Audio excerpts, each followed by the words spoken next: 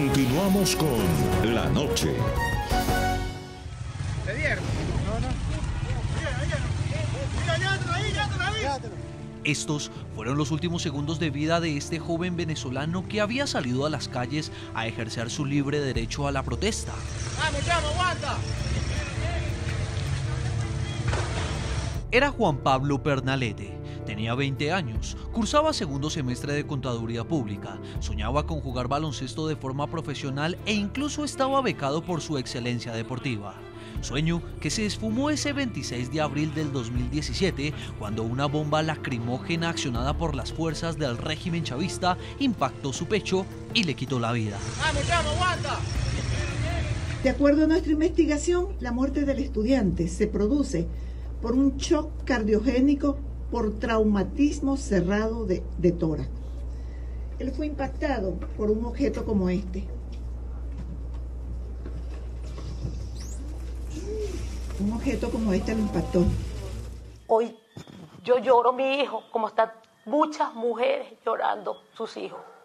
No solamente los que han muerto, sino los que están maltratados, los que están presos. Son niños, son muchachos, que el mío debería estar en una cancha de básquet, que eso era lo de él.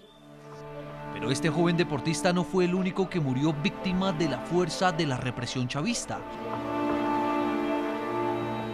En las protestas antigubernamentales también cayó otra promesa, pero esta vez de la música. Armando Cañizales había dejado en su casa su violín para salir a marchar, para sumarse a las miles de voces que exigían libertad en Venezuela.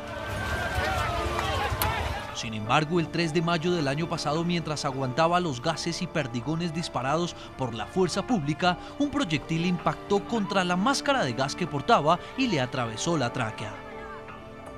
Él tenía que ver con su hermano, estaba trabajando porque no podía estudiar. Por favor, gobernador, compadézcase. Por favor, averigüe, dime quién fue el que se llevó a mi hijo, ¿a dónde está? Su música se apagó, así como su deseo de convertirse en médico.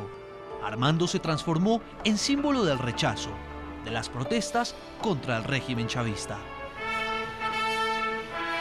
Tanto el caso de Armando así como el de Juan Pablo siguen impunes, a pesar de que se comprobó que los proyectiles que les arrebataron la vida a estos dos jóvenes eran parte de las fuerzas de Nicolás Maduro.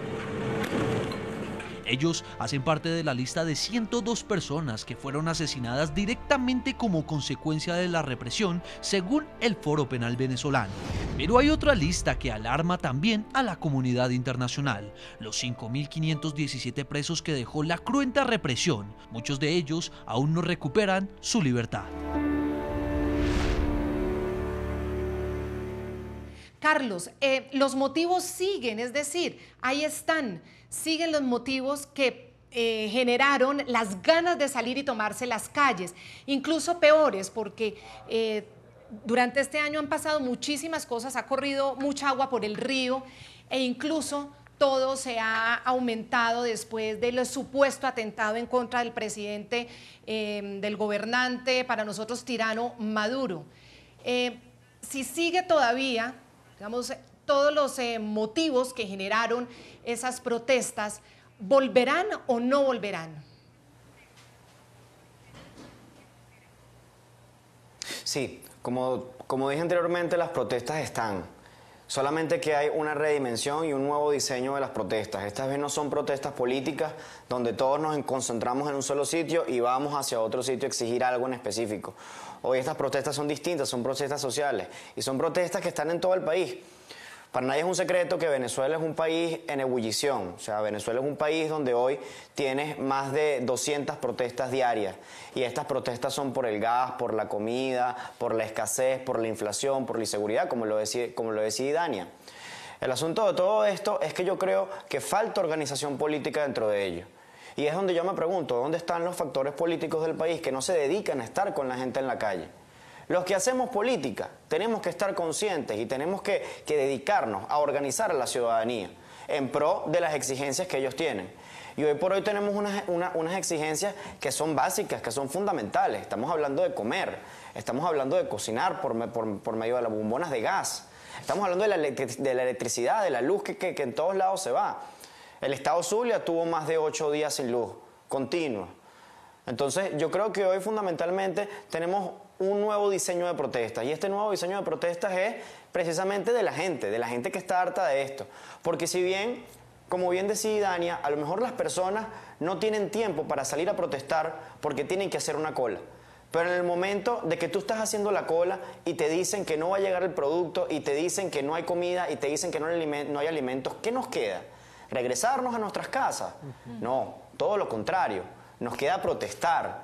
En ese momento es donde la ciudadanía y la sociedad civil tiene que avivarse, tiene que ejercer su lucha y por supuesto tiene que ejercer su presión ciudadana por medio de la protesta. En ese momento es donde estamos ahora. Tenemos hoy por hoy un transitar de protestas en el país que son generadas por los distintos sectores de la sociedad civil o son espontáneas. Y esa espontaneidad de la protesta es lo que yo llamo un país en ebullición. Es lo que yo llamo un país que tú ves en todos lados, hay protestas de distintos sectores. ¿Qué falta y qué hay que hacer para que esto se incremente? Organización política. Y para ello también hace falta un criterio, porque es verdad, necesitamos un mensaje unificado, pero ese mensaje unificado tiene que ser con base a unos criterios fundamentales. No podemos todos salir a protestar para que luego tengamos criterios distintos de cómo salimos del régimen. Si salimos del régimen por medio de unas elecciones pacíficas o si salimos del régimen por medio de la fuerza institucional, la fuerza moral y la fuerza ciudadana del pueblo en la calle. Entonces yo creo que ese es el debate que hay hoy por hoy dentro de la dirigencia política venezolana y por lo menos los estudiantes lo hemos dicho bien claro, nosotros los estudiantes no hemos abandonado la calle. Hoy estuvimos en una protesta en el sector El Valle, porque entendemos también, en la parroquia El Valle, porque entendemos también que la protesta tiene que iniciar de oeste a este, que no pueden ser los mismos puntos de protesta que teníamos el año pasado, sino todo lo contrario. La protesta tiene que comenzar por los sectores donde la crisis pega más duro. ¿Y qué más duro pega la crisis que donde el sector donde se crió Nicolás Maduro, que fue en el Valle? Alfredo, los ciudadanos han hecho de todo. El ciudadano venezolano ha sobrevivido, sigue sobreviviendo, ha salido a la calle, han protestado, han manifestado. ¿Qué acompañamiento le falta al ciudadano venezolano para poder lograr que la democracia regrese a Venezuela? Mira, esos elementos, digamos, técnicos, yo creo que son muy difíciles de explicar o de plantear, ¿no? Yo lo que sí creo es que, digamos, la necesidad de libertad, esa constancia y esa necesidad además de buscar nuevas alternativas existe en todos los ciudadanos del país. A veces nosotros vemos, yo no creo, y me cuesta, conociendo el país completo, que tenemos además grupos del Foro Penal, digamos, en todo el país. ¿Aló? Sí, Alfredo, le estamos escuchando.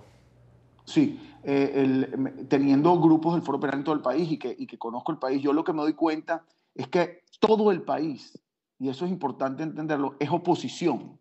Todo el país está, digamos, clamando por un cambio. Todo el país está, de alguna forma, oponiéndose al actual régimen. Todo el país está en contra de las detenciones arbitrarias, todo el país está en contra de los problemas que de alguna manera consecuencia de las políticas del gobierno resultan desde el punto de vista económico y social. Entonces todo el país está, digámoslo así, en ebullición. Es una circunstancia que está allí planteada y presente.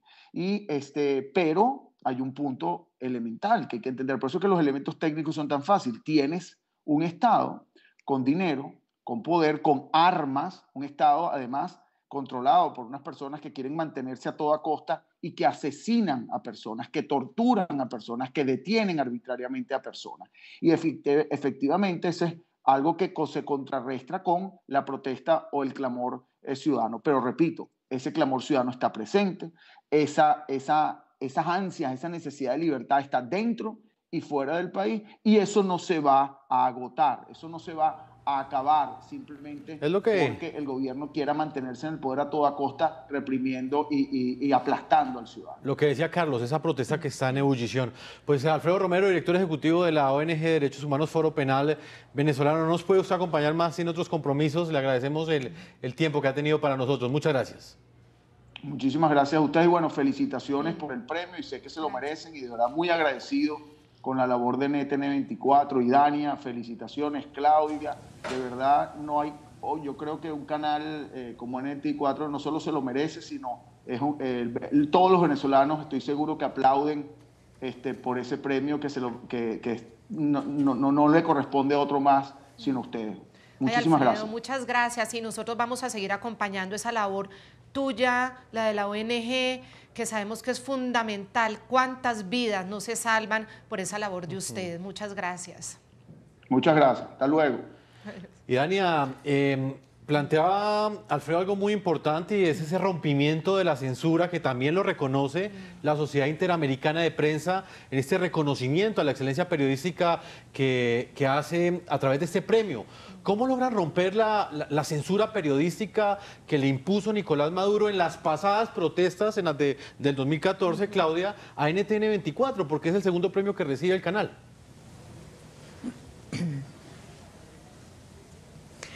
Bueno, yo creo que la forma de romper la censura está en el compromiso del equipo que NTN24 tiene en Venezuela. Claudia, ayer intercambiábamos después de conocer el premio y Claudia decía, este premio además hay que dedicárselo a todo el equipo de Venezuela. Y yo creo que esa es la forma, ¿no? El compromiso de nuestros reporteros que salen a la calle todos los días, algunos han sido heridos en eso, o fueron heridos en esos 4 meses de protesta, en nuestros reporteros gráficos, en la coordinadora de todo el equipo digital.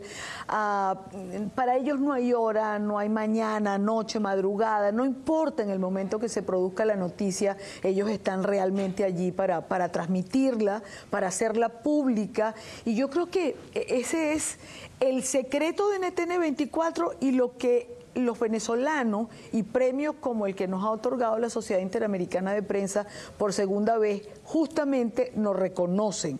El estar allí en el momento en que se produce la noticia y el luchar y vencer ese cerco, caray, que el gobierno le impuso a NTN24 cuando lo bajó de las parrillas de las cableras, cuando no nos invitan a ninguna rueda de prensa, cuando estamos prácticamente vetados en cualquier evento oficial y sin embargo nosotros estamos allí diariamente para informar a los venezolanos dentro de Venezuela y para informarle al mundo lo que ocurre en Venezuela.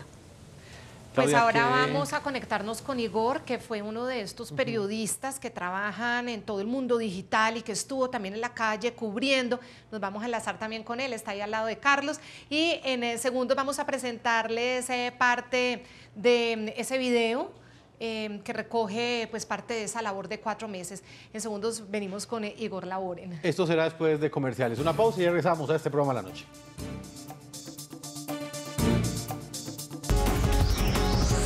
Ya regresamos con La Noche.